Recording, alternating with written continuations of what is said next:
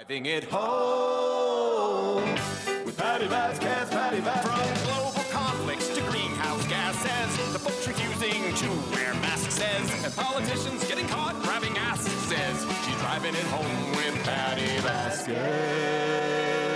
There are days that I just love seeing Ken Mejia-Beal, and there are other days when I'm like, I desperately needed you. I mean, meaning I always love to see you. Oh. But some days I'm just like, I desperately needed you. Listen, the Hump Day Honey is back. The Hump Day Honey. Have we gotten clearance on that? Yeah, we everybody? did. Matt's okay with it. I'm the Hump Day Honey. All right, my Hump Day Honey. Okay.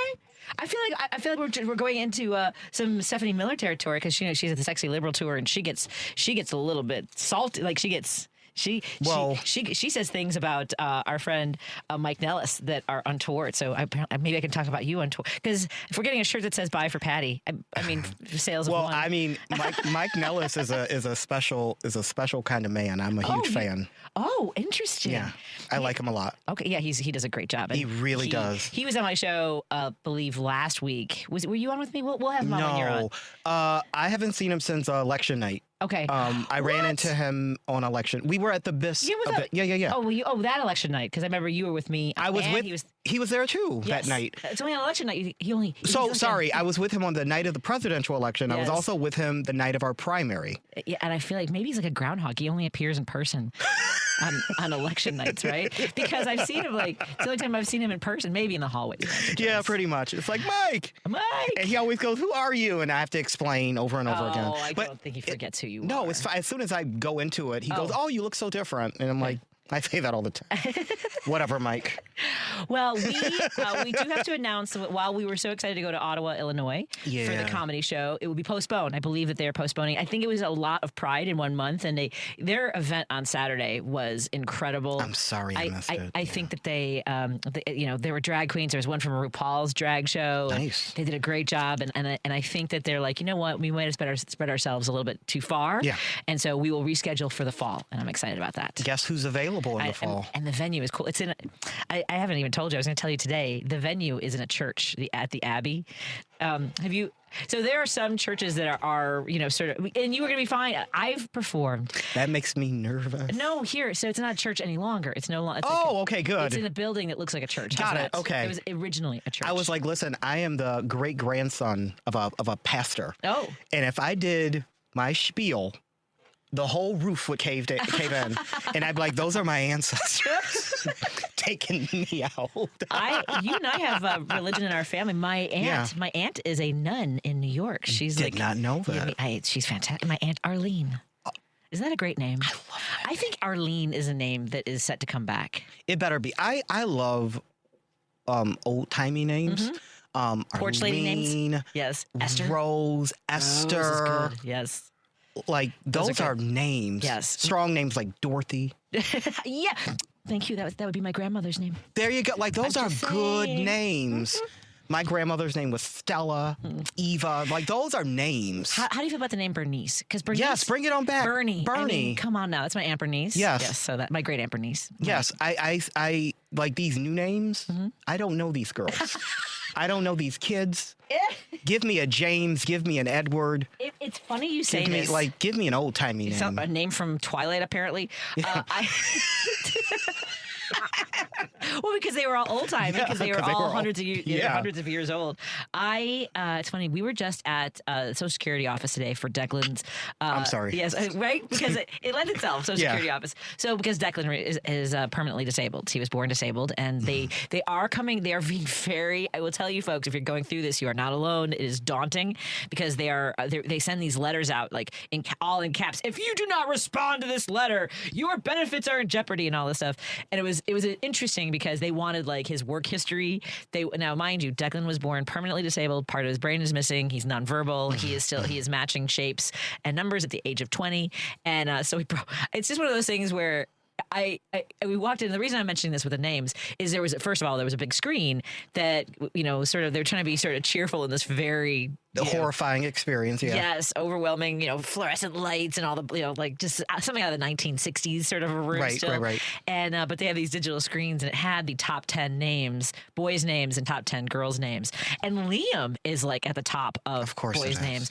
And Emma, how is Emma? I feel like I do like Emma, though. Okay. Keep Emma. Oh, I know, I agree, but it feels like she's been there for decades. Olivia was a big one, which that's kind a good of an one. old-timey Yeah. name. Do you think that's because of Scandal? I think it's because of Scandal. I think it's because of Law and Order SVU. Oh, I think, look at this. Yeah, I think the name Olivia is Excellent. Yeah. So those were on the screen, and I had Patricia. I think when I was like throughout my life, it has gotten lower. Patricia is now a vintage name. It is. So I don't think it's coming back. Wait, today. I fall in the middle of I'm not old enough to be Arlene, quaint and cute enough to be an Arlene. Yes. Well, today I went to one of my favorite coffee shops, Loaves and Witches. If you're ever in Edgewater, stop by Loaves and Witches. And yes, there are real witches there. And I was telling the person behind the counter, they asked my name and I said, Ken. And they said, we don't have a lot of Kens anymore. I was like, people stopped naming their kids that after like 92. Yeah, I'm the same. I think at one point in my life, Patricia was like in the top 50. It's now like barely breaks the top 250. Yeah. I was at an event and I introduced myself as Patty, and this girl in her 20s said, I love vintage names. I know. I'm fine. And I do want to have a message for Gen Z if you're listening. When you say certain things to us, some of us still can throw hands. I mean, like they say some wild stuff. They really. I mean, I was at an event and this kid said, so you were around when they like played music videos. And I said, what? Kid, I will fight you. What is wrong with you? What does that even? Yes, I was around when they played music. Yes, I was. So my son, just graduated from college. He's a history major, and last summer he asked me to come out for lunch, and it turned out as a historical source for Gore v. Bush. Mm-hmm. Yeah. Said, what was it like? Like these. Look, sweetie, I will die angry over that election. I'm just saying. That's what that was like. I was also a child during that election. Okay. I just remember. I was old enough to remember it, but I remember all the grown-ups staying up late like it was Christmas. And them all waking up angry. And hating Florida. Like, that's all. For weeks. It felt to turn this. Chad, I feel, now we have a new programming, Chad Allen, who runs the, Chad Larson. Who's Chad Allen? I have no idea. Chad Larson now is part of our, with KTNF, and 950 now, big part of our whole family here with WCPT. But Hanging Chads. I mean, like, that was not good. Dan Schaefer, our good friend Dan Schaefer. Hello, my love. I know I'm only Did you tell him last week I loved his shirt? Oh, yes, I did. Yes. I'm nice to Dan. So I'm allowed more than Dan. Am I allowed more than one gay? I think you are. Okay. Dan doesn't think so. He asks, he recommends Gertrude, also Gertie. Oh, that's a good one. Gertie. Yes, I like that one too. That's a good name. Yeah. One of the reasons I'm very happy to have you here is that I suffer. I haven't talked about this too often on the show, but I suffer from migraines. And like when we talk about social media and some of the horrible things that are happening and sort of like pitting against each other, I will say the communities of like health issues are some of my favorite communities now. Yeah. Like there's a woman who does. There's a woman who a couple of years ago started the We Do Not Care Club for women who are in perimenopause, menopause, and postmenopause. And it's one of the greatest things. That. She's a black woman who will like wear all the different kinds of glasses, like her bifocals, her far glasses. Good for her. She's amazing. And like, we do not care. And then she like calls a meeting to get in order and has started branches, like has millions of followers. I love it. I love her. What I have found recently, and I'm sure because my phone heard me talking about it, was migraines. And I had no idea. Like, so these glasses came last week. I ordered light sensitivity glasses because I didn't realize how much I've been powering through.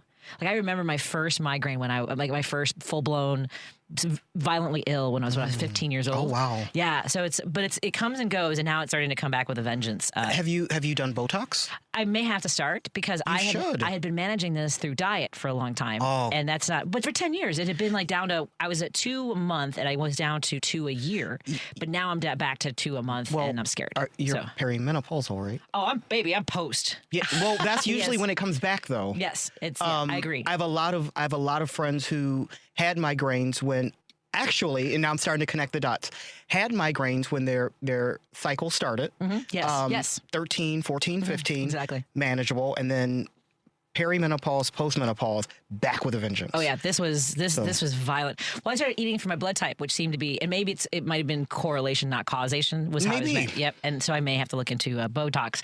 For folks who don't know, that's one way of pain management. There's a lot of different. It's the best way, actually. Oh, interesting. Yes, it is. It's the best. Botox is the best way for dealing with migraines because it's something in those tox that really does some blocking to a lot of receptors. So.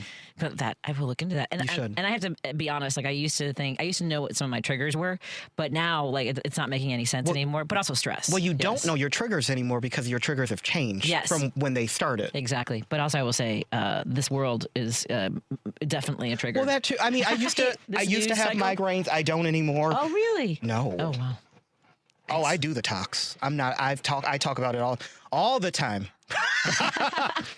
I will say, I don't know if you ever had this with your migraines. I'm not having it today, but like when I was younger, in particular, a decade ago, when my migraines would break, I would have almost this euphoria. Like it was almost as though coming through this extreme pain, because I get violently ill. Like if I don't catch it soon enough, I can't even hold down the Excedrin or any medications at all. Oh, yeah, mine never did. Relate to nausea. It just related to I would have nosebleeds. Oh, sweetie. Which is horrible. Yes. I was the kid in class that that would just nose would just start bleeding. That was grade school. Yeah. Yes. So baby, I was that kid. Sorry. It's okay. I had those in grade school. Yeah. God, I forgot about that. No, one never forgets. Yeah. That's because at any rate. Yeah. Oh, baby, I'm sorry. It's okay. Look at me now. I know. Well, exactly. I also wonder, with I do think that for me it is a hormonal change, but it's also like the constant onslaught of the madness. Like I don't handle people who aren't held accountable well. I think we talked about that. Like, yeah. I think if anything, like it was magnified for me personally during my run for office. I think you and I have both felt that. We talked about that. Yeah, and I think we've both felt that in the organizations we've tried working with, where you're like the dynamics and things like that. And so, yeah. I lean into I am not a Buddhist, but I lean into Buddhist principles. And it has really taught me I am not the judge. I am not the jury. I am only the judge and the jury of me and how I handle me. You can't control how others behave. And I cannot control how others behave. But my control of me is I demand accountability, which at a high level, though, with everything happening, I mean, like, it is absolutely maddening with this administration, with the way they behave, I mean, with the grift, with the pain, right? With what these announcements of these indictments of the observers in Minnesota, Antifa, and this AG, whatever his name was in this press conference. I don't know if you saw it. With Antifa. And and they make Antifa sound like a bad thing. By the way, Antifa is short for anti-fascism. Exactly. So, isn't that what our soldiers who fought for during World War II fought for?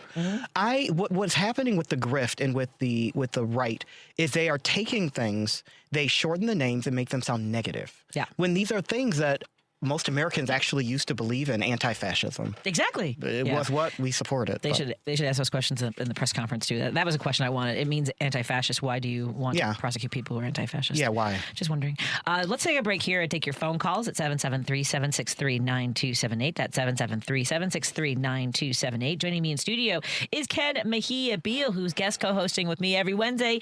He's my hump day honey. Hump day honey. HDH. Get that right. That's right. Coming up in a little bit, we'll talk to Brian Lamech of Defend the Vote, and we'll also talk to State Representative Diane Blair Sherlock, who's coming on the line with us as well. Oh, Todd Belcourt joins us at 6:20, and then we'll hear from our good friend Nathan Taylor. They're all good friends of ours. Nathan Taylor of the Election Truth Alliance. I can't wait. More with Ken Mejia-Beal and all of you, of course, on WCPT 820 Heartland Signal and KKNW 1150 in Seattle, and everyone tuning in on Facebook and YouTube. You can see my new little migraine glasses. I love these so much. They make me happy. Chicago's Progressive Talk, WCPT 820, where facts matter. You're listening to Driving It Home with Patti Vasquez. That moment of silence was for your Zen moment. Gosh, remember that was one of my favorite things on the Daily Show. It's so funny because how can we recreate the idea of your moment of Zen? Like, I want to call it something else. I guess moment of happiness. I used to, go ahead. I think we should do it every day. Moment of Zen? Yeah. Yeah. We need it. Well, but they would do a funny thing, right? A cute thing. And we could do this. Yeah.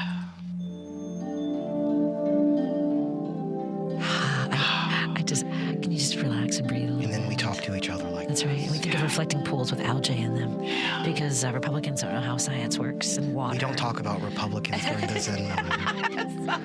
My goodness, the phone lines are full. Don't be a vibe kill. Don't be a vibe kill. Stop the music. I'm gonna vibe kill. Let me kill this vibe. Yeah, kill the vibe. Dead. I have to. I think I have to invoke something. Everybody, I'm really sorry about this, but I think it's time to do this today. Let's do this. Ready, everybody? Welcome to Rapid Transmit. Let's do it. Let's do it because the phone lines are full. Okay, everybody gets 30 seconds because we'll see.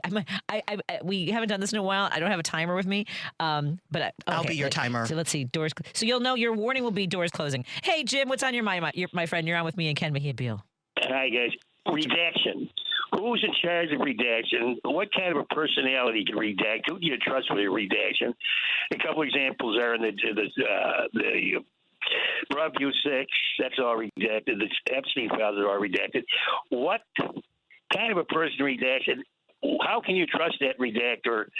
Do you swear them to silence, or you just bump them off? What do you do with these redactors? Anyway, I'm getting off. Doors closing. Thank you, Stop. Bye, guys. Bye, Jim. Let's see. Doors open on the left at WCPT.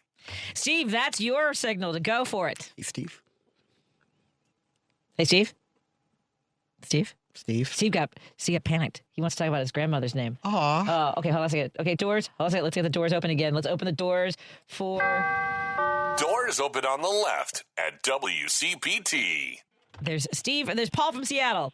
Doors are open. Okay. Pat, I understand. You got a letter for Declan and his disability? Oh, so this is a question. My apologies. Yes, so we had to go into the Social Security office today for they wanted proof of his work history. It was a whole bunch of things that they wanted. The good news is, so what I didn't finish was, one, seeing everybody in there because everyone's just sort of like, they don't want to be there. It's a pain in the butt. And I could tell everyone looked at us and thought, well, at least we're not them. Yeah. It's always, and the woman, like we Declan has a walker. I get to take a little bit of his time, but Declan has a walker and like he can't put weight on the left foot, so he's like very like you can hear him creaking through the hallway. We get to the woman at her window and she looks at him and she goes, "Oh, we're gonna the next time will be a phone call every year. That'll be fine. You never have to come back." Yay. Right. Okay, yeah. So because he's applying for SSI, is that what you're saying? Yes.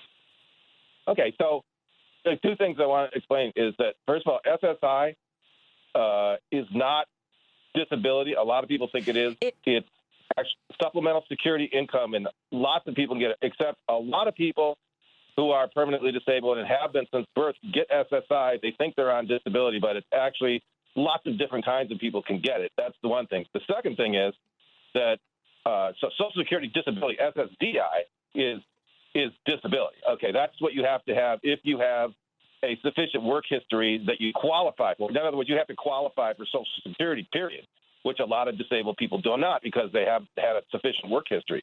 But the other thing is that all disabilities have to be reviewed, whether they're permanent or not. It could be every year or it could be 5 years. They said every year. It should be 5 years. Yeah. It might not be 5. If he's permanent, it might not be. It might be 5 years, but all disabilities are reviewed except for blindness. Blindness is the only permanent disability that is not reviewable. You get it once and that's it. But unbelievably, I've had friends who are paralyzed, have a quadriplegia, and have had to be reviewed.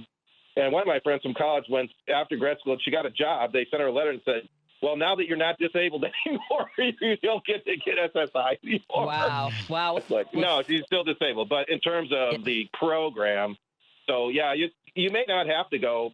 They'll probably certify every 5 years, but the fact that it's not blindness means that it will have to be reviewed at least every 5 years, if not every year. Probably won't have to be every year, though. Thank you. We've got to take another call, Paul. That was great to hear from you, and thank you for that insight. Thanks, I appreciate it. Let's take Doors closing. Let's try Steve. Let's see if Steve from Chicago is there. Hey, Steve, you're on the line. It's your stop. What's up? Steve, you put us on mute, I think. Yeah, Steve, are you on mute? If you're on mute, you have to unmute. Okay, hold on a second. We have more time. We got Steve in Displains. Here's doors open on the left. What's on your mind, Steve in Displains? Yes, I want to weigh in on the classy names.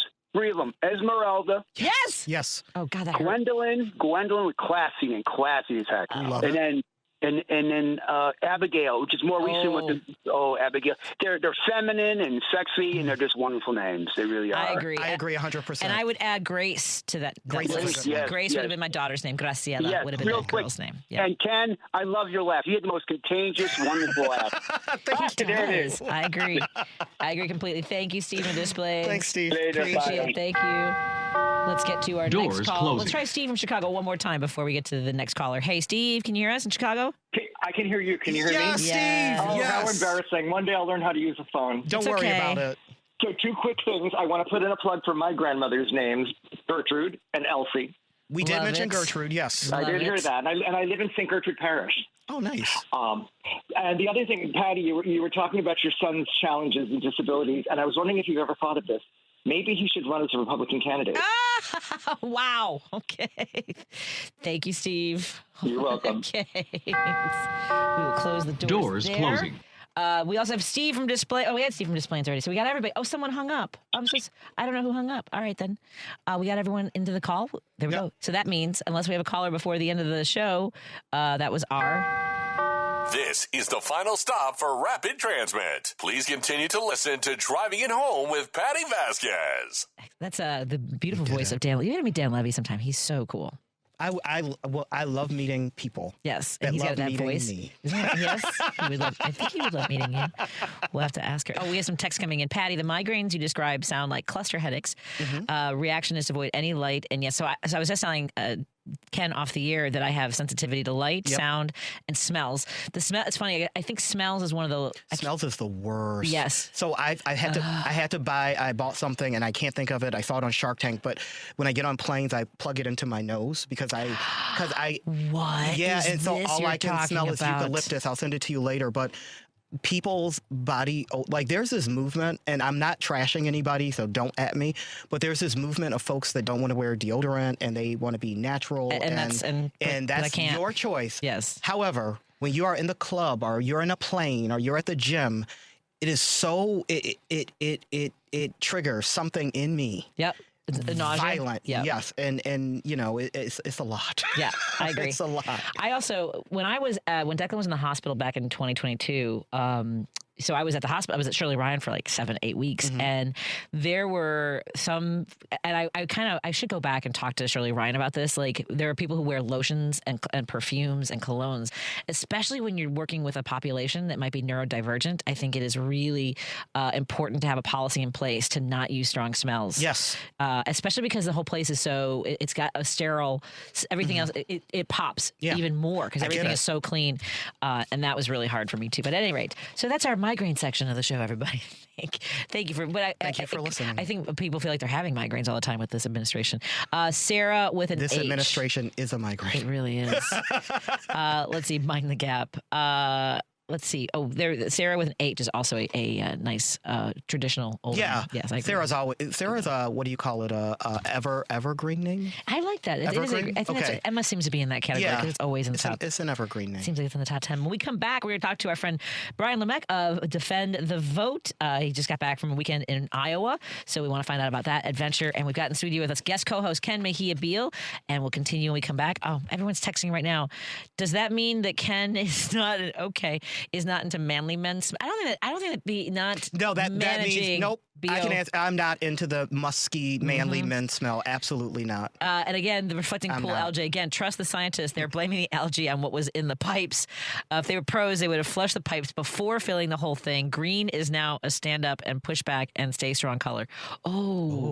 Oh, I like nice. that. Yeah, okay then. All right, let's take a break here and continue our conversation on WCPT 820 Heartland Signal and KKNW 1150. And hello to all our friends who are tuning in on Facebook and YouTube. More after this. Alexa, play WCPT. WCPT from TuneIn. You're listening to Driving It Home with Patti Vasquez. Thank you so much for joining us. Was that another moment of silence? Brian Brian Lemick is on the line with us, and he's probably like, "Are you ever coming back to do the show?" We're back, Brian. We're back, Brian.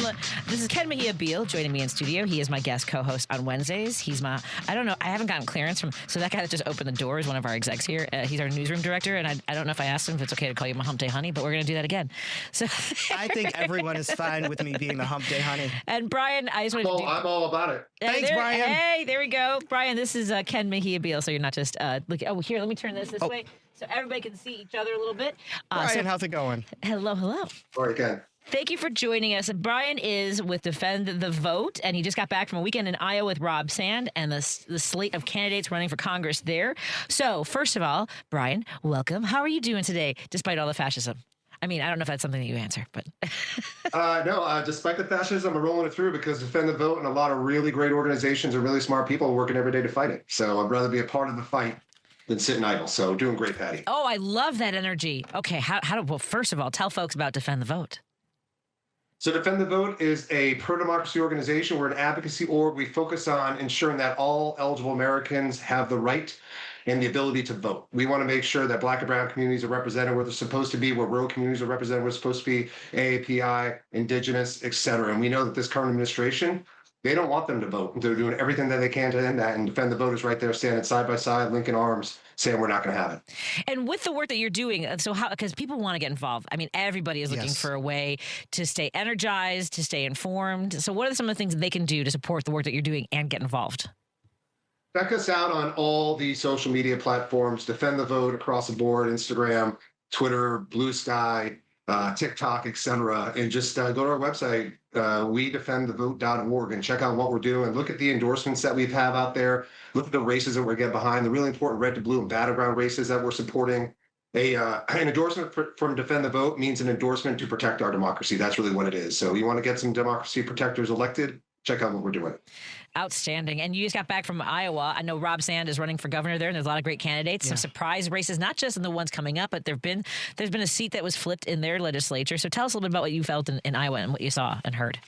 A few things. Being born and raised in Providence, Rhode Island, you don't spend a lot of time in Iowa. And I got out there, and I felt like an Iowan about 45 minutes after I landed. Sometimes on these trips, I wake up with heartburn at 4 a.m. because of the races. This one was just because I was eating pork chops and Hoagland Bone. I was eating corn dogs. It was absolutely amazing. So look, the energy is real, and it's look. A year ago, Iowa wasn't on the map, and it took some really talented candidates, like top of the slate candidates to get it there. You don't see a full Republican representation in the state right now. And we're talking very seriously about flipping 3 House seats, getting the governorship, and flipping a Senate seat. And a Senate seat that's going to lead to a Senate majority for Democrats. So the road will go through Iowa, knowing that we've endorsed Lindsey James, Christina Bohannon, Sarah Trungari, Rob Sands, Josh Turk. Those are our guys. I had to see there, I had to touch it, I had to feel it. To get that energy really firsthand, to feel good about this. And so, we left there feeling energized. I came back, I told the whole team, after I told them about the food, I told the whole team about the races, what was shaking, how we feel. The energy is real. They're very authentic slate of candidates that are going to flip and are going to help us flip the House so we can see Hakeem Jeffries as the first African-American speaker. And then are going to flip the Senate so we can get these gavels and we can stop a lame duck Donald Trump from causing even more trouble than he is today. You got me fired up. This is amazing. I am ready. I'm actually ready to get on a plane and come to Rhode Island and have some pizza chips with you and see what we can do. I took my son on a college tour he's just graduated from college, and Brown was at the top of my list for him. I absolutely fell in love with Providence, Rhode Island. Rhode Island's a great place. I was dazzled. At any rate, so by the way, with that enthusiasm you saw in Iowa, we were there last year for their Wing Ding. I'm not sure if you're familiar, but they have that every year at the Surf Ballroom where Buddy Holly, the Big Bopper, and Richie Valens all had their last performance. And it was I felt the same way. And that was, 8 months ago maybe, where the energy was insane in Iowa. The Dems are fired up there. So tell me a little bit more about it, because, you mentioned, the fact that this administration wants to marginalize communities. They want to make it harder for people to vote. And we know that, in particular, with this movement by the U.S. Postal Service proposing a new rule that would allow it to refuse to deliver mail ballots in states that don't turn over voter rolls to the federal government. With Defend the Vote, what kind of work are you doing in this space? Look, voting, we have to remember that voting is a right. Voting is not a privilege. Voting is a right, okay? And so the U.S. Postal Service is getting involved in messing with Americans' rights at this point, okay? So we know that the everyday average American, if they're stuck with just one day to vote in person, it's very difficult to do. You work a first shift job, you're stuck, you got 4 hours to get out there and vote. 100%. God forbid you want to pick up some extra hours after. God forbid you got to pick up your kids from daycare or whatever it might be. You're stuck with just a few hours every day to vote. So vote by mail is an option for inclusivity for all Americans to vote. And this is government overreach in the realest way. And turning over that information that they're asking for, it's none of their right to have, okay? So we should have every opportunity available to vote, whether it's early vote, vote by mail, whatever it may be, that option to be available. What are they so afraid of? That's the question I ask every single day. What are they so afraid of, Patty? Is it their policies are terrible? Their policies placate just a few? They don't want these folks in these communities to vote. All of the above. So they're making it difficult for all. All of right? That's what it is, guys. Yeah. It is. It's a shame, and it's not America.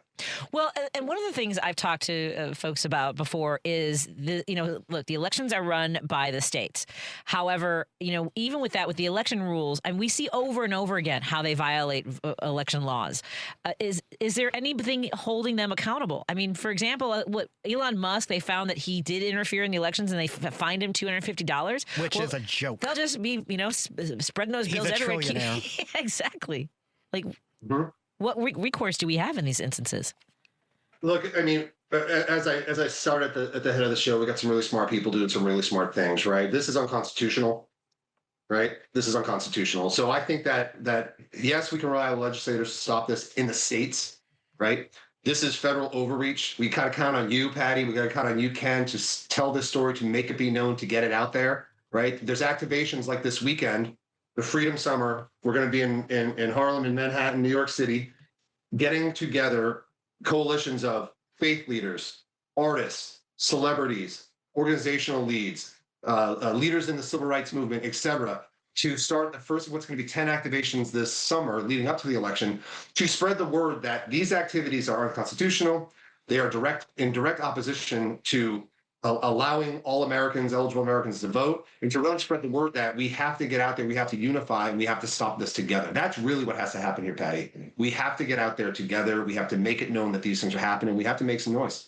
I appreciate it so much. Again, we're talking to our friend Brian LeMec. Am I saying that? You said it, and I feel like I need to repeat it again. I am a Polish guy from Rhode Island. If you want to make me sound French and fancy, I beg you to do so, because it's never happened before. I promise. It feels like there aren't enough letters for me to screw it up so badly, and then I feel like I am.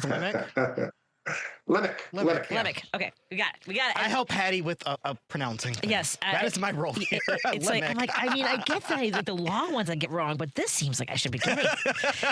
I mean, we were talking to Brian Lemick from Defend the Vote. Go to wedefendthevote.org. Is that right? Wedefendthevote.org. That's it. That's the one. That's excellent. Us. And their mission is to defend the vote, fight to preserve our most valuable American rights. As Brian just said, it's not a privilege, it's a right. And with the endorsements, like, how does it work with, folks who want to follow you? I mean, with, you're going around talking to folks who are running for office. We have some primaries left.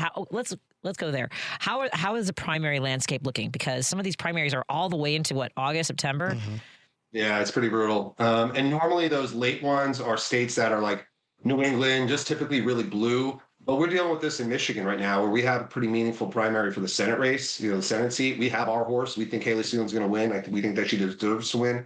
And we think that she's going to come to town. She's going to make laws. She's going to legislate. She's going to be a pro, right? So a lot of these things are real priorities for us. But, let me even talk to you about the process, because I think you guys might appreciate this. Defend the Vote and our team's met with 200 candidates, over 200 candidates so far this cycle. We've endorsed about 140. We choose these candidates on viability, right? And so what's viability? It's can they win? Do they have the ability to fundraise, which is an unfortunate reality, but that's just the case. Money wins elections. So do they have the ability to fundraise? Do they look and feel like the district? Can they speak the language, right? Can they hang at a fish fry, right? Can they go see the dairy farmers and know what they're talking about? Can they go and talk to the Wall Street banker about what's going on? They need to look and feel like the district, right? That's a really important priority. And then a lot of it's vibes. Like, do I like them? Do we like them? Do we think that they have what it takes? And then how would they do when they're here? Right. So we look at all this stuff. We put it next to the PVI in the district, which is like, is it Republican leaning, a Dem leaning? We kind of put all these factors together and we make the decision that this is our person. And we like to do it early, Patty. We like to get in nice and early. We want to show our support as soon as we can. We're not there to make friends. We are there to elect the next congressperson, senator, president, whatever it might be. So the process is stringent. It starts all with a questionnaire, which is like, do you believe in what we believe in? Right. And it's very simple. The John R. Lewis Voting Rights Advancement Act, the Freedom to Vote Act. Do we think states should fund elections, should have federal funding to fund and run their elections? Are you in opposition to the SAVE Act? Really simple stuff, right? But if you don't make that cut, we don't even talk to you. Wow. Well, Beautiful. I love the work that you're doing. Thank you So all do so I. much, really. Thank you. The website is wedefendthevote.org. Again, wedefendthevote.org. Support their work and stay involved, get engaged, find out how you can help. And we're so grateful to have you. We'd love to have you back. Let me know if there's anything that comes up that you want to, call to action, update folks. We are here for you, Brian. I appreciate you guys so much. Ken, good to meet you. Patty, great to see you. Likewise. We'll talk to you guys soon, I hope. Be Have well. a good one, Brian. That's Brian Lemick. Lemek. There you go. Have a great one. Safe travels. It sounds like you're running around the country, All so right. take care of yourself. Pace yourself. Stay You all hydrated. enjoy Stay yourself. hydrated, Brian. Yeah. Keep at it. Keep spreading the word, please. Oh, absolutely. Thank you. You can't stop me. I got a big mouth. Take care. More after this on WCPT 820 Heartland Signal, KKNW 1150. Thank you all so much for joining us. We'll be right back with our good friend, State Representative Diane Blair Sherlock, in a moment. Hey Google, play WCPT. Streaming Chicago's progressive talk from TuneIn. If you're listening to this station right now, you've definitely heard my voice before. Hi, I'm Hawk. And I'm Pete. And we're with Source Solar, your local source for solar. Source Solar is Chicagoland's premier solar installer, providing solutions for over 1,000 homeowners and business owners across Illinois and Iowa. With over a decade of industry experience and deep roots here in Chicago, we have the expertise to help your transition to clean, renewable, resilient energy. We can guarantee that we save you money day one without any out-of-pocket cost to you. This means you have an instant ROI, instant payback, and can save money to add to your bottom line day one. At Source Solar, we source everything as local as possible, meaning we always carry the Made in USA sticker. Find us online at www.source.solar. Stop in our office at 5710 North Northwest Highway or give us a call at 773-985-3992. And don't forget to ask for Hawk Or and Pete. You're listening to Driving It Home with Patti Vasquez. Thank you so much for joining us. We continue our drive home with my guest co-host, Hump Day Honey. Hump Day Honey. He's everybody's Hump Day Honey, by the way. Not everybody. Oh, sorry. I mean, I'm not. I'm saying for those who are listening. Yes, for all our Those listeners, I'm your yes, Hump Day Honey. yes. Just kidding. It's all good. So you just showed me an adorable pic of your pooch. Yes, she's rooting for Brazil. So are you watching all the games? How many games? I've only watched one game. I've watched a lot of games. I love. So are they games or matches? I think we're supposed to say matches. We're supposed to say matches, but number one, I love soccer. Oh, but number two, as anyone that knows me, I love soccer players and rugby players. So these rugby players, Don't get me started. Of either gender, of any persuasion, are magnificent. I love a soccer player build. I love a rugby player build. So I'm watching. I love it as much as I can. I'm loving how much people are loving the United States too. I'm feeling a little bit of FOMO with Chicago being out of the game, but that's a story for another time. I'm always rooting for Brazil. I love that. Yeah. I'm rooting for Scotland, not for nothing. Oh, but that tartan army in Boston has me just feeling a certain kind of way. State Rep Diane Blair Sherlock on the line with us, representing the Rootin' Tootin' 46th District of Illinois, the Villa Park area. How are you doing, Rep? Are you watching some of these soccer matches? Hi, no, I don't have time. I'm too busy. Aww. Why are you talking soccer or rugby? I think I'm going to go for rugby. There you go. You know? I love it. My kind of rep. There you go. They're a little more rough and tumble, you know? Not that I don't respect the soccer players. Absolutely. Well, I'm just loving the love that people from all over the world are showing for mostly our fast food restaurants like Cane's Chicken. They love it. They love the Waffle House. Apparently, the Corral Buffet, they're insane about. Oh, yeah, Waffle House. Yeah, right. it's like, oof, okay. Cheesecake Factory, I'm watching videos of. It's very strange. So, but let's get down to Illinois. It's not okay. I will say this, Rep, and as long as we're talking about the soccer matches, there's one. I'm like, somebody has to have a story about coming through Chicago. One guy he had to stay one day. His plane got delayed. Of course. So he's like, let me see what Chicago has. I'm not kidding you. The whole thing was on Lake Cook Road. He went to a Home Depot, a Dunkin' Donuts, and a Planet Fitness. And then you see him get on the blue line. I'm like, dude, all you had had to do was catch the blue line and the direction says Forest Park. I mean, he doesn't know. I'm making that one a video. That was crap. I'm making that a video. Line, yeah. Well, Absolutely. unfortunately, we will not get the revenue. I know that there were other strings attached to bringing the World Cup to Illinois. Tell us how things wrapped up at the end of session, because it sounds like a lot of folks got some feelings about what happened at Springfield. Well, I have to say, first of all, I'm glad that we passed a balanced budget. The increase was very minimal. It was 1 point some change % increase in the budget. But when you consider where inflation's at, I think we did pretty good. I agree. And when you consider the federal cuts that we've been enduring, I think we did well as well, because we're trying to fill in the gaps that the federal government has created by holding our money. I pay a lot more to the federal government than the state government, but the federal government keeps thinking that we can do what they do without any money. So we're doing the best we can, and I know everybody wants to know about the Bears. Sure. I don't know. Yeah. If they want to be the ham and hams, go for it. If they want to go to Indiana, sayonara. Yeah. Well, and the people bring us a championship. Yeah. They have never once had anybody reach out to me. So when you read in the media about how, we spent all this time in spring session on the Bears, this, that, and the other thing, that's just not true. We were busy doing what we normally do legislatively, and normally when somebody wants a big bill like the Bears apparently do, they normally let us know what they want. They also normally dispatch lobbyists who can answer our questions and tell us what they want. That didn't happen. This is not on the legislature or the governor for that matter, because they never made it clear to us what they wanted. So what you're saying, I just for a point of clarification, because this is a really big deal. So what you're saying is the Bears didn't have like a lobbyist, like they didn't have a real lobby down there lobbying you guys. No, they never spoke to me. I know they never spoke to Greg Johnson. They never spoke to a lot of reps.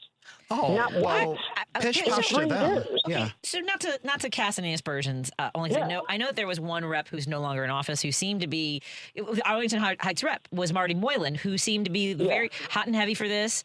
And so was he working harder when he was in the legislature to try to get the votes? And now that he's gone, he's not like a point person, or was he also not necessarily collaborating with everybody? I don't think he knew what they wanted either. Okay.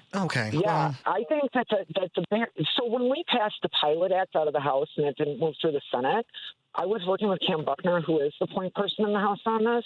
The Pilot Act was a really good bill. It would have helped the whole state, including development in central and southern Illinois.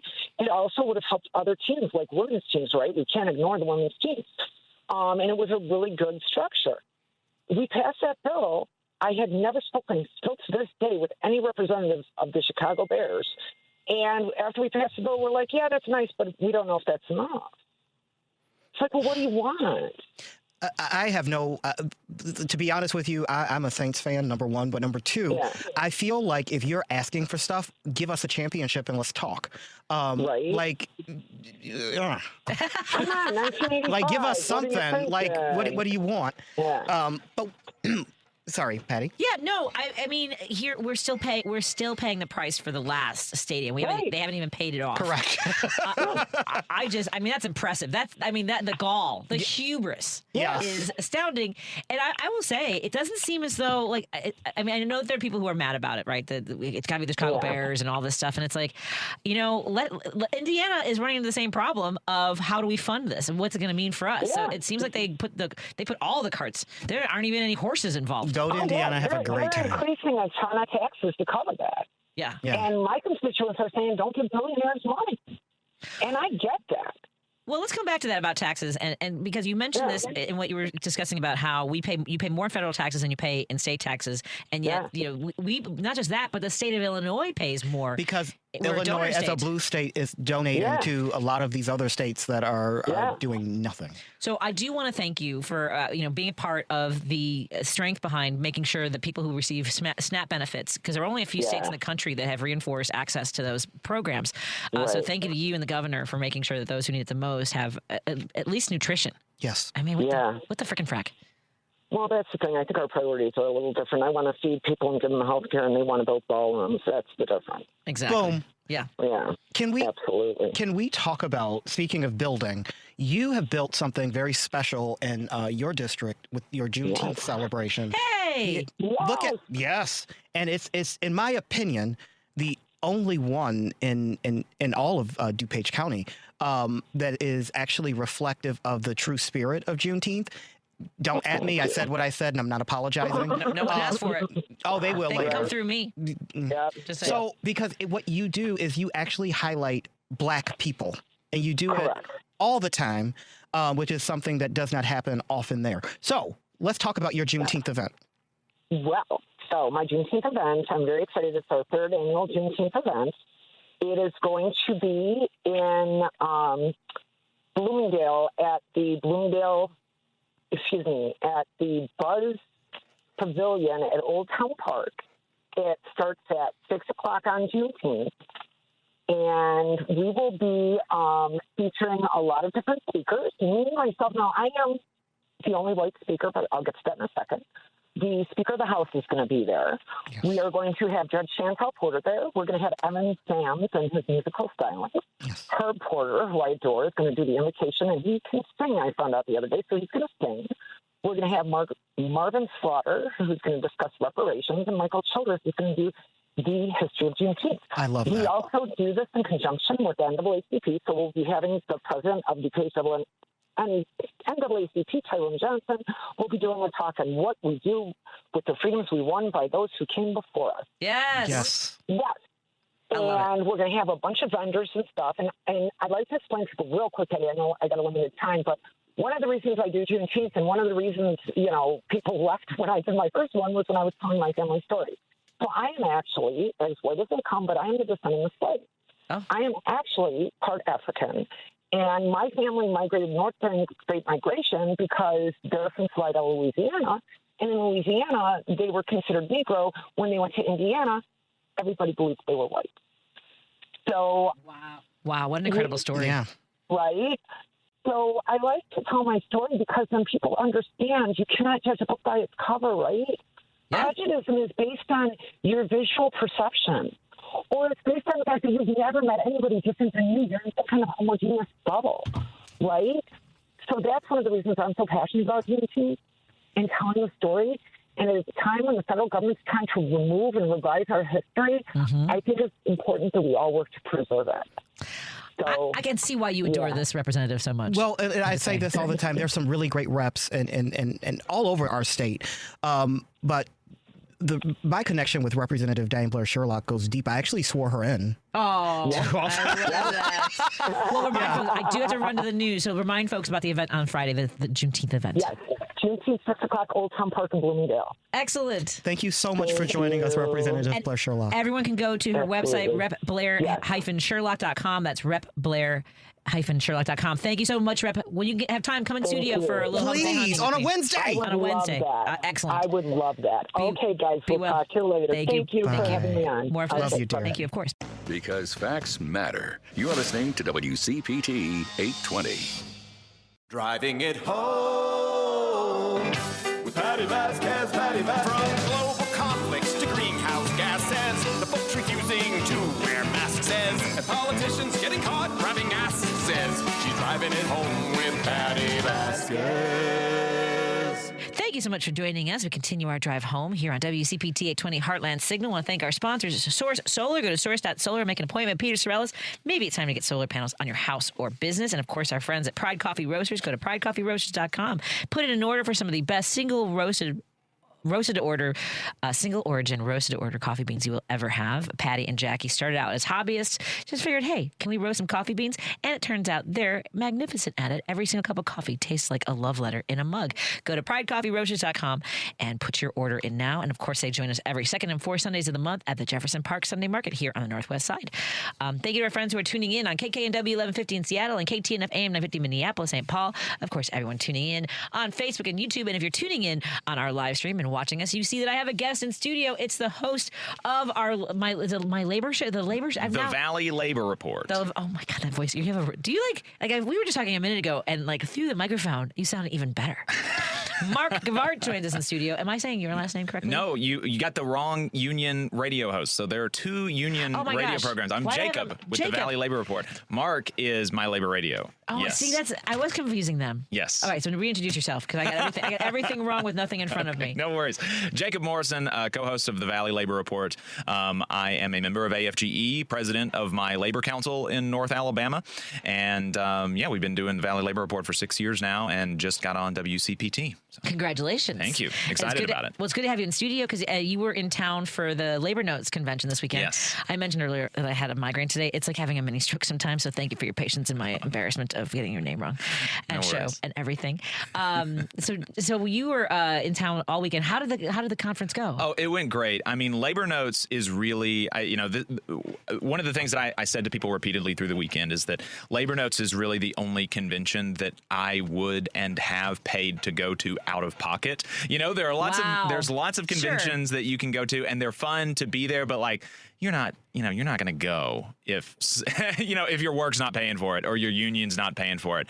I have most of the Labor Notes conferences that I've been to, I paid for it out of my pocket because it's so good. There were 4,000 mostly rank and file union members from across the country in every industry that you can think of, including unionists from 30 countries internationally, talking about how to be better unionists, how to build a stronger labor movement. And there were workshops from like literally anything that you can imagine about unionists and working people, talking about how they can develop and advocate for industrial policy locally, talking about how they can incorporate art and culture into their union organizing, and talking about how to, reach out to community groups and make strong alliances between the labor movement and other organizations in their area. I mean, literally anything that you can think of that unions would be interested in being in, you can find a workshop for it at Labor Notes, and you can find some of the most dedicated people. Like all 4,000 attendees at Labor Notes would run through a wall for the working class, and that's like not. That's not normal. So it's almost religious being in a room with so many zealots. Well, it's funny because I've been a member of SAG-AFTRA for now it's over since 2001, and so I talked to my union reps, and it's amazing because I've been in. So this is the first time in broadcasting that I have been in a union shop. My previous broadcasting job, it was a disaster, and learning when I told them stories what happened there, and you could tell they were angry for me, they wanted to go retroactively figure out ways to go after those employers. But it is something to have people who will have your back, and the ways in which, and now well, really quickly before we move off of the broadcast point, I talk to local reporters in my capacity as Labor Council president in Huntsville all the time, and so I get to know some of them. And there was one that had moved from another city where she worked at a union studio, and I kid you not, her pay was cut when she moved to Alabama by 20%, and her workload doubled. Sure. At the union station, she had to do one story every day, and at the Huntsville station, it was two stories every single day for a TV reporter who's making entry level wages. Like $35,000 a year or something. Criminal. Totally criminal. What they're doing to, and so I always say that. Unfortunately, you really have to kind of reintroduce these local reporters who are just out of college, 21, 22 years old. They get a lot of stuff wrong because they don't know anything and they haven't had the training, and they've got to pump out, 2 or 3 stories a day. It's crazy. Well, and you say that and people are like, here's the thing, doing I used to do a 3-hour broadcast, right? And the thing is, you're not just doing for your show, for my show, you're not just doing what happens in those 2 hours. Yes. And to doing a story is a lot. It is literally manual labor, and people don't see it that way because it seemed that was always the thing about SAG-AFTRA was that we were kind of like the stepchild to unions for a long time until whether it was a pandemic. You see how valuable entertainment is, the work that we do, and not just the people on the screen. And you see that we are also a little bit trying to get ahead of AI, struggling with what that means for our labor. And it's challenging to explain why people just don't think of actors needing a union. They just don't. Right. They don't think of a news person needing a union or a radio host needing a union. You know, they're like, people will say oh, well, do you really want to put part of your paycheck to a union? Yeah, I really, yes, I do. Because guess what? You get more in the end.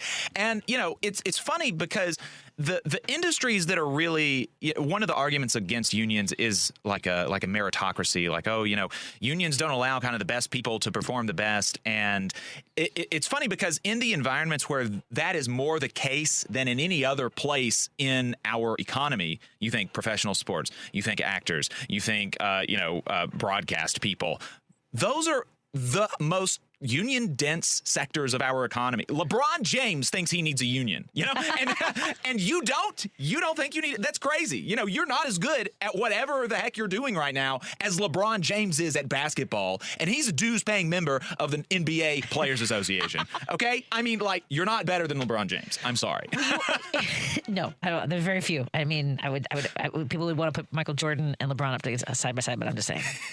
I want to go back to something you said about the reporter who had they doubled her workload and increased how much she was expected of her. But that's true across the board about productivity, how much we are paid in comparison to the profits that are being made. Comparing it to the 1970s, productivity has gone up and our wages have been stagnant. Our salaries have gone nowhere. Right. It's insane. Yeah, I mean, we make we produce something like 3-4 times as much value as workers were in the 60s and 70s. I mean, it's a huge amount more. I can't remember exactly what it was, so don't come after me if it's not exactly right. But directionally, we create so much more value, and like you said, our wages have been stagnant. And if you look at union density, I mean, I don't know, I can't remember if I talked to you about this last time that I was on, Patty, but there's a graph that the Economic Policy Institute has that I think is just really sort of sums up everything wrong with society. It's all in this graph, and it has union density mapped onto the top or mapped onto the share of the national income that goes to the top 1% or something like that, right? And so as union density decreases, it's like 1 for 1 the amount of money that people at the top take for themselves, or as union density decreases, the amount of money that the people at the top take for themselves increases, right? Because when there is less power, when working people have less power, we are less able to take more of the value that we create, and we are more susceptible to exploitation and the people at the top taking the value that we created. Yeah.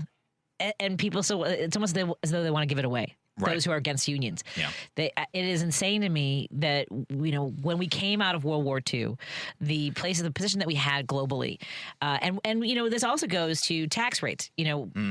The tax rate for the top 1% that we're talking about before Kennedy was at 91%. And that wasn't taxing all their entire income. It was over a certain number. I don't know if it was like 2 million or 450,000. It was like the equivalent of 3 million today, I think. Right. So anything over 3 million in order to sort of keep a balance. Right. Right. So and also when we started shipping jobs overseas, when all these manufacturers didn't want to deal with unions anymore, so they shipped the jobs overseas, and all of a sudden the people who own the businesses here, they're not investing in the communities in the states and the cities where their businesses are, where their labor lives. Now they're just shipping it off, and they can live wherever they want, and they buy yachts. I mean, the fact that there are yachts out there that. We have a trillionaire now. I mean, yes, there's things. It's insane. By the way, can you believe that there are people who still think that Elon Musk saved us money last year, and it's quantifiably false? It's just not true. Yeah. It's not true. It's absolutely. And his whole Doge thing was ridiculous from the start, because the idea that you were going to save any appreciable amount of money by firing a bunch of federal workers. I mean, people don't realize how small of the federal budget is made up by compensation. Take a guess. You might know. Yeah. What percentage of the federal budget is compensation for federal employees? 2%. Okay, it's 3. Yeah. So I thought it was going to be low. It's very low. You made it sound like it was going to be low. So take a guess was, I mean, if I said 10%, here's the thing. MAGA would say, I don't know, it's like 25%. Exactly. Yes. They would say that. My mother was a Railroad Retirement Board. She was a computer programmer. Yeah. She was a federal government union member for 25 years. Incredible. So, and again, they stripped them of their bargaining rights was one of the first things that they did. Yes. Yeah. My local went through that, and it's, it's terrible. And one of the things that people don't appreciate, I think, about unions, and the thing that the security and having that sort of sense of power in your workplace that they don't appreciate, especially for people like at the VA or something, is that it allows workers like that to feel more comfortable bringing issues to management. Like there are safety or health issues with the way a certain VA hospital is being run. A union member is going to be more likely to feel confident enough that they can bring up these issues to management without management retaliating. Because if management does retaliate, then they can go to their union and their union can say, back off. As a target of retaliation, I can tell you it would have been nice to have a labor rep. Let's continue. Can you stick around for one more segment? I can. What time's your flight?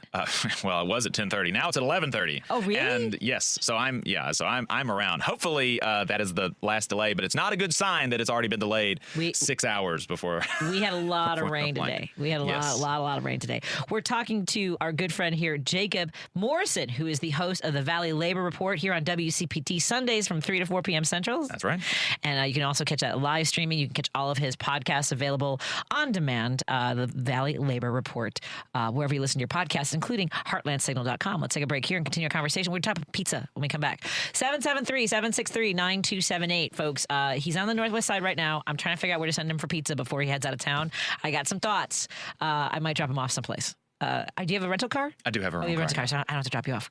That takes one thing off the plate. You can follow. If you can follow me over by there. Let's take a break here. We'll be right back on WCPT 820 Heartland Signal, KKNW 1150 and KTNF AM 950 Minneapolis, St. Paul, and everyone tuning in on our live streams or future times on the podcast. Alexa, play WCPT. WCPT from TuneIn. If you're listening to this station right now, you've definitely heard my voice before. Hi, I'm Hawk. And I'm Pete. And we're with Source Solar, your local source for solar.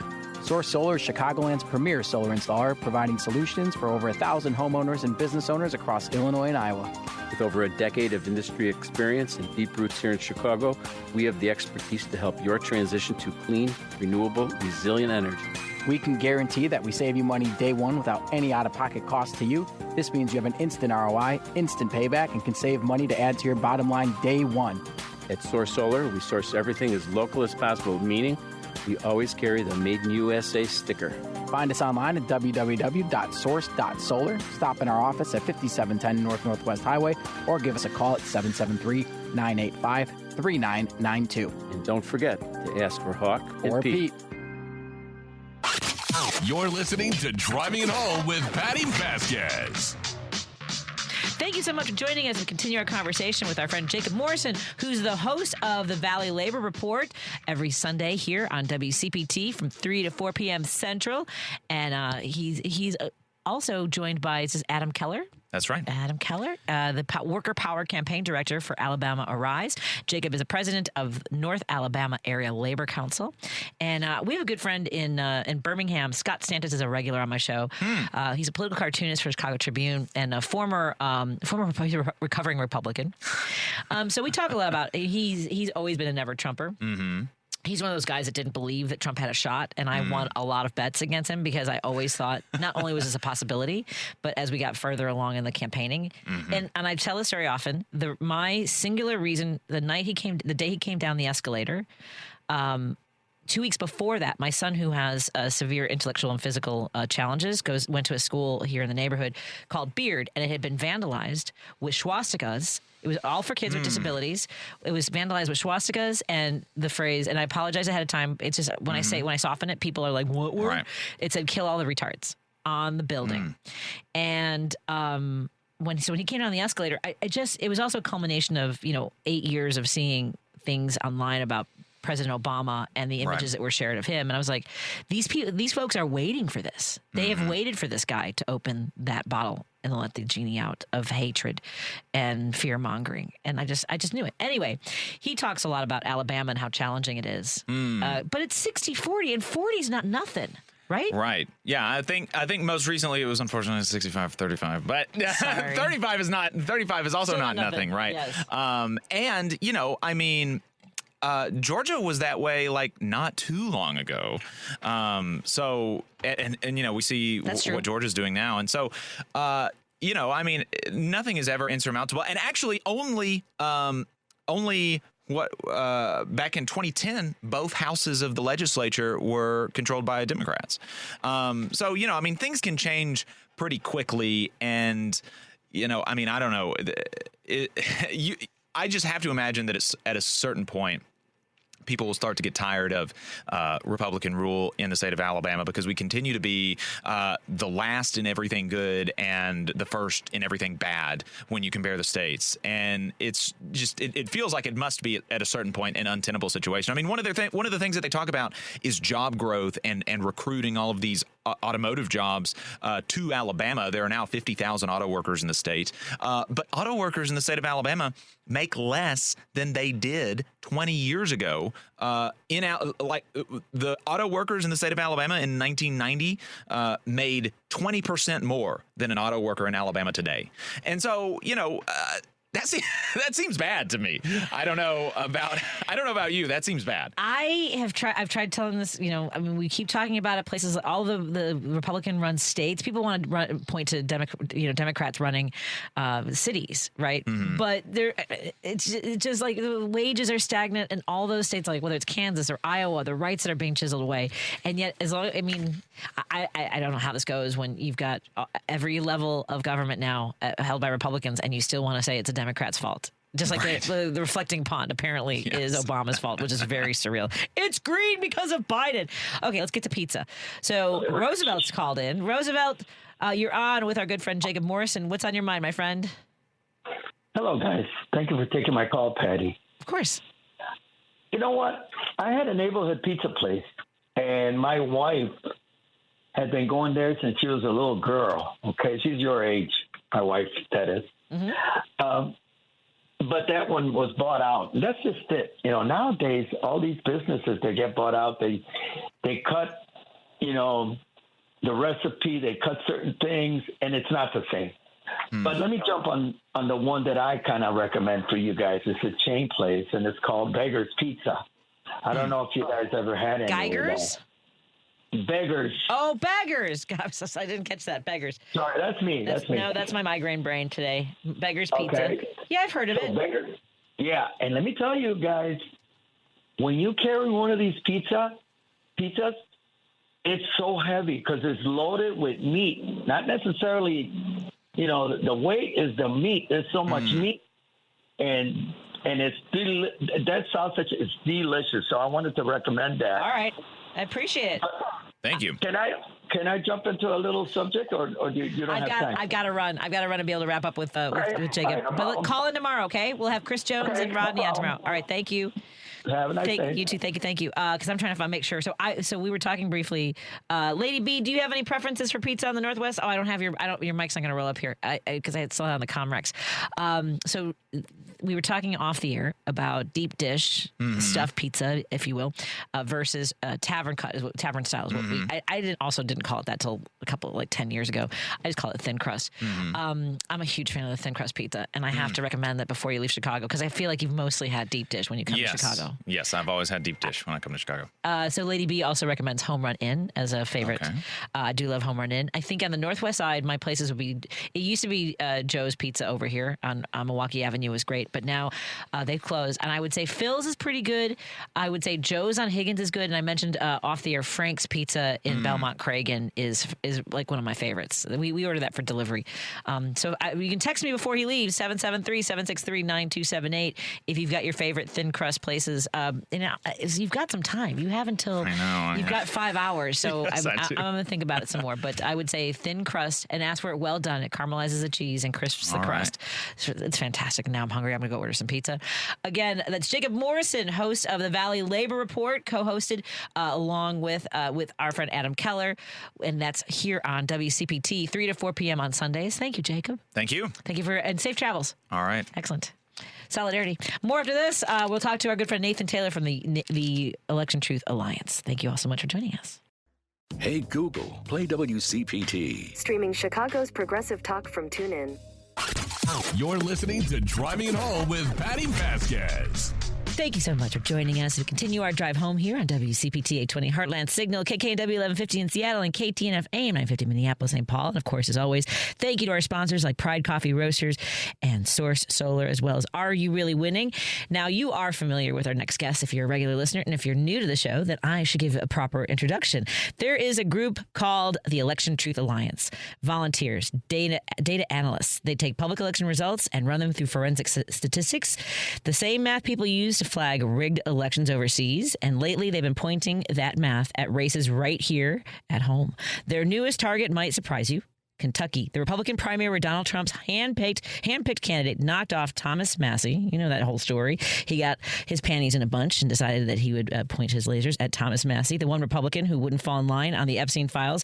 Trump wanted him gone, and Massie's gone. And the Election Truth Alliance says the numbers behind that win deserve perhaps a second look. They've got Florida in their sights next as well. My guest is Nathan Taylor. We've actually talked about Florida, so they're also focusing on Florida. He's going to make his case, and I know he makes it make all sense because he's got so much information. Thank you so much, Nathan. Welcome to the show. First of all, we've talked about, are you taking care of yourself? Well, absolutely. I'd say, as you know, you've had me on a few times, and I feel like each time you have me back, we're always armed with more findings. Yeah. And I have been more aggressive with myself and the ETA about taking care of ourselves and making sure that we're, spending time with our families, but, regulating. Because when we first started doing this, it is almost 2 years of this work. It is easy to just kind of jump in and spend, 12, 14-hour days working yourself into the ground. So we know this is a long haul. Yeah. So absolutely. Yeah. It's really, they talk about sprints and marathons, and I like to think of situations like this as a relay race. You've got to be able to hand, tasks off, especially because I know that you and some of the other have been leading this. So hopefully you're able to allocate some of the tasks to others. Ironically, someone who helped push us to this moment, ETA-wise, explained to me, this is like a rocket launch. We've had people who came into the organization in the beginning. They helped boost us up to a certain point, right? And then had, to step away and go back to their lives, and we continued on, kind of that separation phase in a rocket launch. Right, So I see. That makes sense. That is absolutely where we are. Yeah. Wow. Yeah.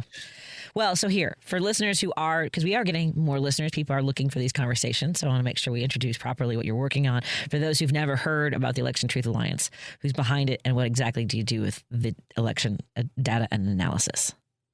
Yeah. So the Election Truth Alliance is a nonprofit, nonpartisan organization, almost 2 years old now, that formed after the 24 election.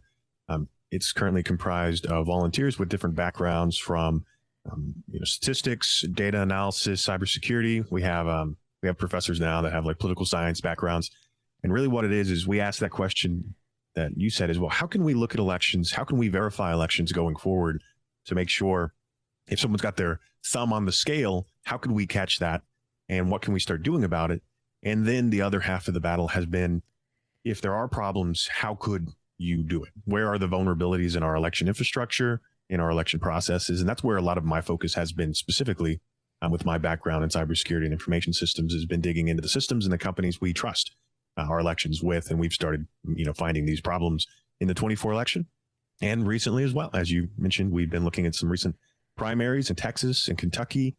And, we've been digging deeper into Florida as well. And with that, so let's go to Kentucky. Trump's candidate beat Massie. What did you see in those numbers? And was there something that made you stop and say, hold on a second, let's take a closer look? Yes. So for those who are less familiar, there was I think the 4th district of Kentucky had a primary election and a senatorial primary, and both parties ran their race at the time. And for the Republican primary, a pretty famous senator, I think he's been in that position for 14 years. And that's Thomas Massie actually lost. He was the incumbent. And we did look at that race. As you said, there were some interesting things because Massie recently has kind of separated himself with the core Republican Party. He had spoken out against certain things. He voted bipartisan on a few issues, and he's recently kind of been, counter to some of the major problems right now with speaking out against, the war in Iran. So he kind of has separated himself and lost the backing of the administration. Interestingly enough, when we ran his election data, we flagged a few things. We're actually continuing this investigation now. We're looking into voter registration as we go, but we did do some of those analysis that we've applied to looking at the swing states in the 24 election. A little bit of background on what we do. We use methodologies that have been used by experts to look at Russian elections and flag potential vote manipulation, stuffing, or manipulation of votes. and we just take the same statistical method, which is based on these experts. For example, like Peter Klimek is one of them. I believe he's a physicist, and we just do the same thing to precinct voting data in the U.S. And we did apply our methods to Kentucky. Interestingly enough, we flagged how normal it looked at the congressional district level. But when we went down to the county level, we did start to see some abnormal voting behavior. And we also saw some interesting facts with their turnout. So just a little bit of background is we did compare this recent primary to the last primary. And there were some things that immediately raised eyebrows as we've continued to investigate. And that is, as I said, the incumbent Thomas Massie, he's been in this position for a while. Last primary in 24, before the general election, he got around, I think, 39,000 votes. Compare that to this recent primary, he got 47,500. So he actually went up by around 19%. And this is what's interesting. So he went up. He's been in this position. The turnout for that primary that just happened. Now, keep in mind, Massie lost the backing of the current president. The current president backed a new candidate who just kind of showed up, and that's, I believe it's Galrain, or Galryan, if you pronounce it that way. And he also received a substantial amount of funding from AIPAC as well. Interesting fact here. So this is what raised eyebrows first. This is where we got into the data. This is what raised eyebrows. So keep in mind, Massie's been in this position. He had a substantial amount of votes. I think he generally was getting almost double or more than both candidates running against him combined when he does these primaries. And he went up by 19% from his last primary. This time, the votes cast against Massie compared to the 24 primary went up by 356%. Oh, my God.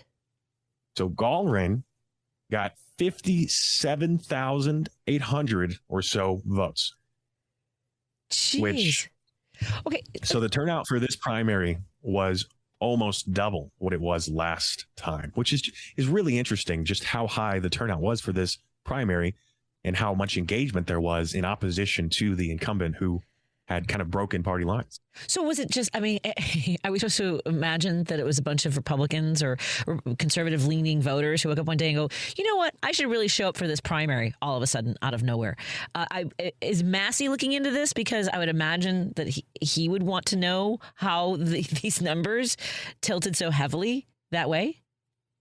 We've actually sent some of our analysis and concerns to him. And as I said, we're actively looking at pulling the by name registration data to figure out what is creating this record level turnout.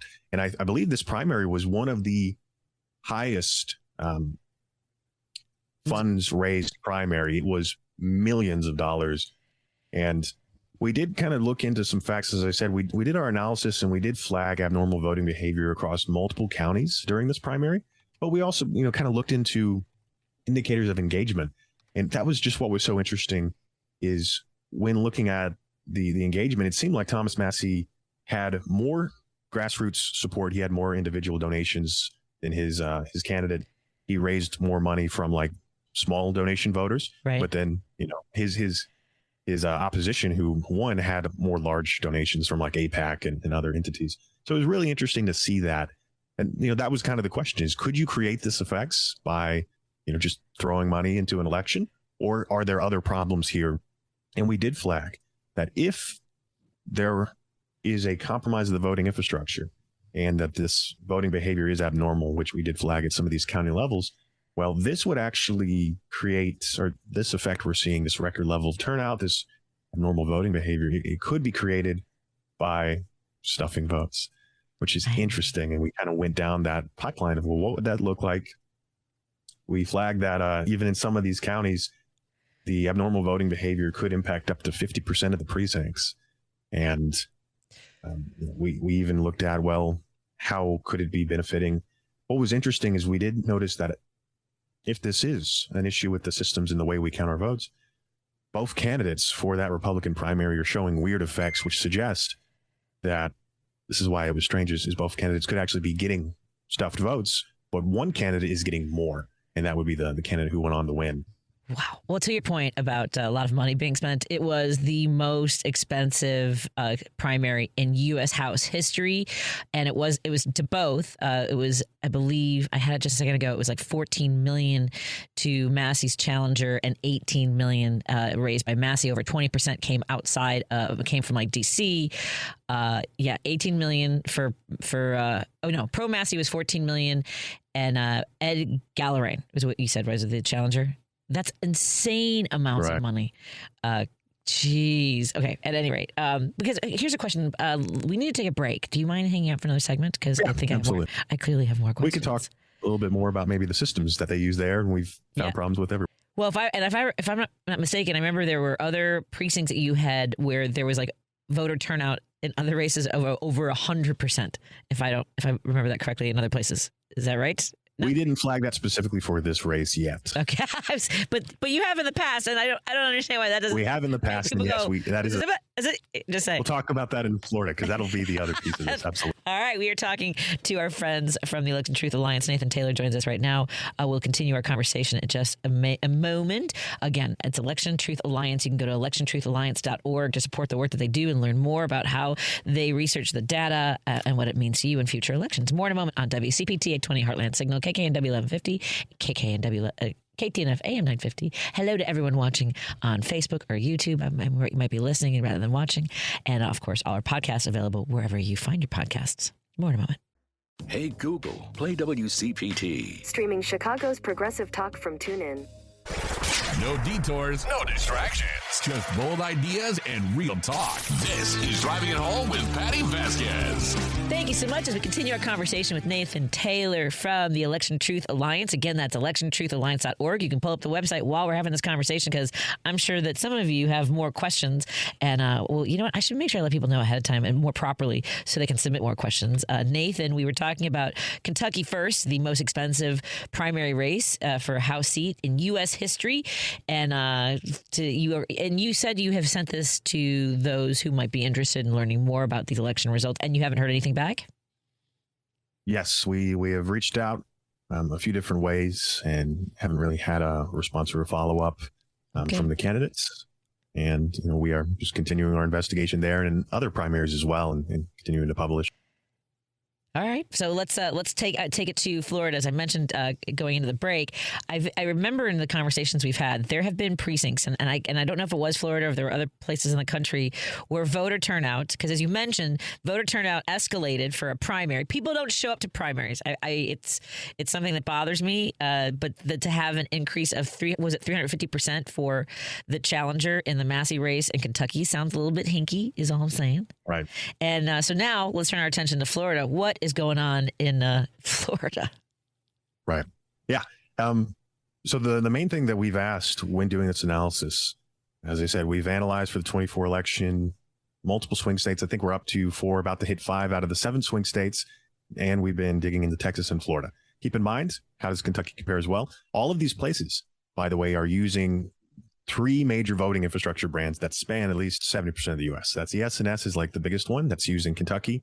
Heart and Civic as well is used in Kentucky. Those are there too. I think Heart is a little more common for them than Dominion or Liberty Vote now. So all the swing states we've analyzed so far, except for Nevada, use ES&S voting infrastructure. Florida does as well. So what are we finding in Florida? As you mentioned, we've done the same analysis that we did for the swing states, looking, is there any abnormal voting behavior? How much? Same thing we did for this recent primary, flagging problems at the county level. Well, Florida, for both the 24 election, we've started looking at some of these recent primaries and special elections since then. Florida has started to come up very concerning. As you said, for example, in the 24 election, one of the counties, St. Lucie County, which is where we've been investigating, working with an investigative journalist named Allison Green, we did flag that in 35 of the 61 precincts in that county for the 24 election had more votes cast than registered active voters. Wow. Over half. Okay, yep. That sounds a little. And it gets a little more concerning. So one thing that Allison did bring to our attention is she pulled up some documentation and some information from the county and the state, where in 2016 there was malware, Russian malware that was detected on St. Lucie County voting infrastructure. They did a report. It eventually got briefed to the White House after the election, but they never, had evidence that it was used in 2016 election. But they told us what it did. And this is important because that malware, from their understanding, was designed to allow the manipulation of voter registration database. And it could potentially purge up to, say, 10% of the active registered voters in a county based on key demographics, right? Where they live, or if they're a minority voter, or when they voted, or age. So with that in mind, she told us, hey, there was malware found in 2016 that could do this. When she pulled the records for the 24 election from before and after the presidential, around 25,000 active registered voters disappeared from the voter rolls in the county with no record of why they were purged. And that's about 10% of the active registered voters in that county. And that's where we started digging into the voter infrastructure, the systems we trust to count our votes. And we started looking at the voter behavior across not just St. Lucie County, but Florida as a whole. And we're flagging pretty much the exact same abnormal voting behavior as we've seen in Pennsylvania, North Carolina. And it's a concern of if there's a compromise of the systems, not only that count our votes, but also the systems we trust to tell us who can vote. You could absolutely impact an election. And we are starting to come up with this evidence that may have occurred in Florida. Wow. Okay. So, this is the part that I know is maddening for everybody, right? Is that you have this information, you have what it indicates. You have gone, you continue to request information. And first of all, let folks know the function of requesting information. Like, what do you have legally access to? What can you ask for? Yeah, you can do a information request or right to know request based on state law. And you can ask the counties, give me copies of, most states will let you have a copy of the cast vote record, which is like the individual votes cast on the machines that we use to count our votes. Some places won't give that to you, and they'll just give you like the precinct results. Either one we can analyze.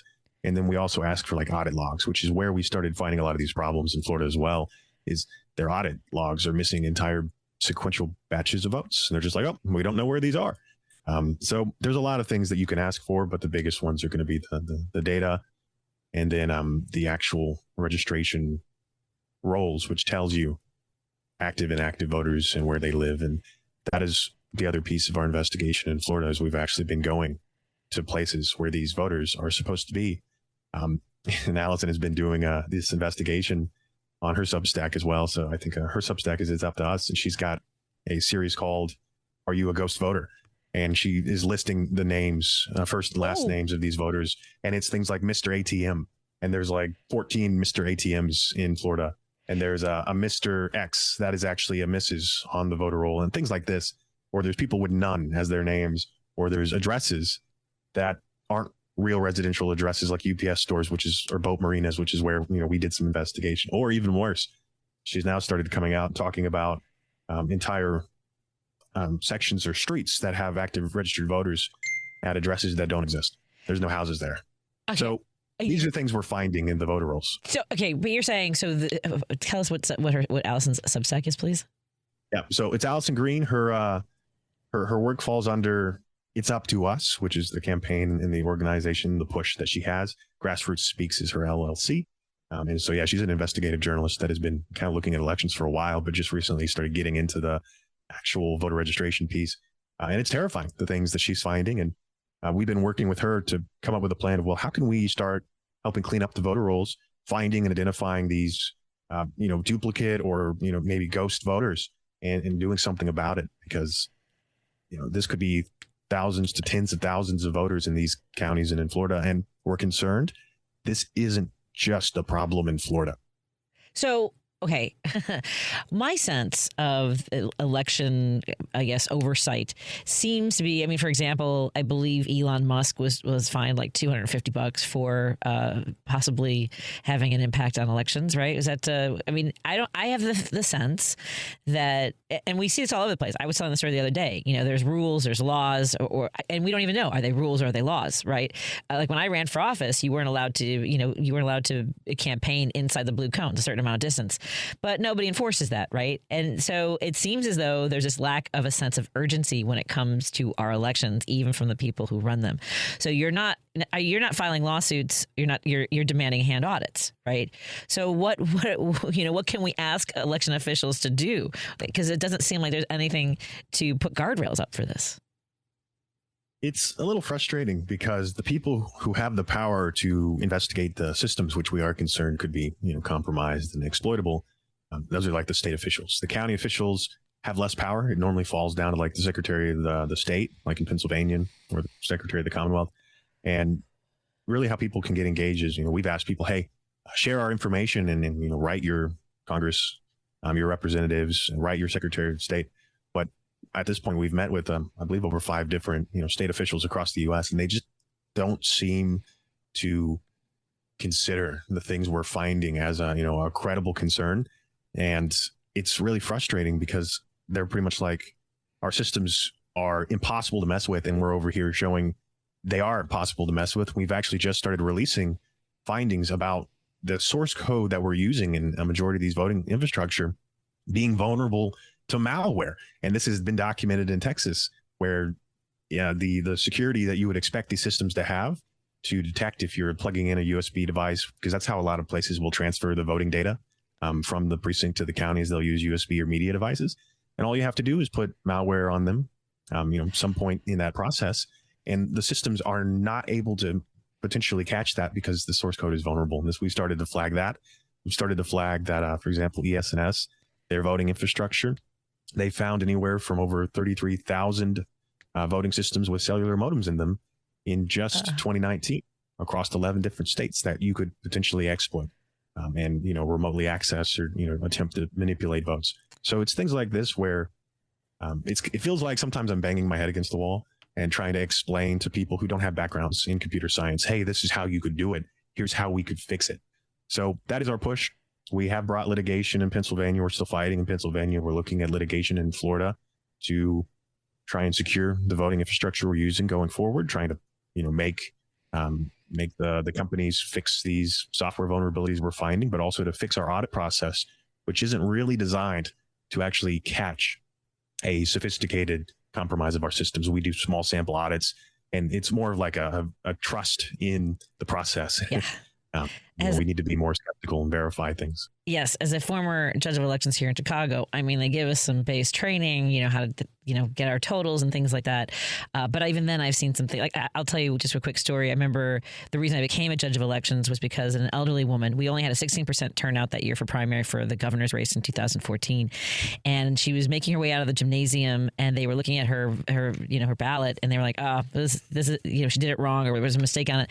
And they were just about to throw it away, rather than try to stop her and tell her that her vote had been thrown. I ran after her, and you should have seen the look on her face, because I caught her at her car, and the sun was going down, and she just dropped her shoulder. She goes, I can't drive after dark. This means I won't be able to go to the grocery store. I'm sorry, I'm going to get choked up, because they were going to throw away her vote. And she said, I'm not going to be able to buy food tonight, but I'd rather go in and make sure my vote counts. And it's the work that you do to make sure that not only do our votes count, that people aren't thrown off the voter rolls, but that those who want to manipulate our elections are discovered and come to the light of day. So thank you so much for the work that you do for that woman who wanted to make sure her vote counted at the age of 86 and couldn't drive after dark. So thank you so much. Really. Absolutely. It's Election Truth Alliance. Go to electiontruthalliance.org. I know we'll have more conversations about this. Okay, I got weepy just because I was thinking about this woman in our democracy, and we're told it's a republic. It's not really a democracy, and there's a lot going on here. So I think the thing is, Nathan, not to panic, right? It's to find out how your county counts votes. Is that a place to start to learn more about where we are? Absolutely. Verified voting is a website where they'll tell you what systems you use, but really, the main thing we want people to do as we go towards the next major election is they need to stay on top of their voter registration, because that has been a big issue we've started finding. They should make a plan to vote if they can mail in their ballots. People now are doing like drop off boxes for mail-in voting. If they show up in person, just do what you can do. But we want people to be just as engaged in our elections going forward now, because here's a little secret. All right, as we get closer to the midterms, you'll find that, as you said, this is the way that we engage in our democracy, is voting. And public sentiment, it seems very indicative right now. And if you have been putting your thumb on the scale, and, trying to, keep power. Well, you have to continue to do that, and you have to almost push harder as you go forward. And that is that's where the Election Truth Alliance has continued to grow, is we are now watching. We didn't exist 2 years ago. We weren't, we didn't do this research investigation. We're now watching. We're now working on how can we continue to go forward and catch problems as they're happening. And the more people who show up and engage in our elections, the easier it is to flag problems and do something about it. Excellent work to you and everybody at the Election Truth Alliance. Again, we have information on my Facebook page for the Patti Vasquez Show page. So please, everyone, get involved, support the work that they do, help them grow, and find out your audit rules. We'll try to find ways to share audit rules on our show page as well for other states. Thank you so much, Nathan. Again, pace yourself, hydrate, and we'll talk to you again soon. Thank you so much for having me. Absolutely. That'll do it for us tonight. Thank you, everybody, so much for joining us for the conversation. We'll be back tomorrow. Thank you, Lady B. Love you, everybody.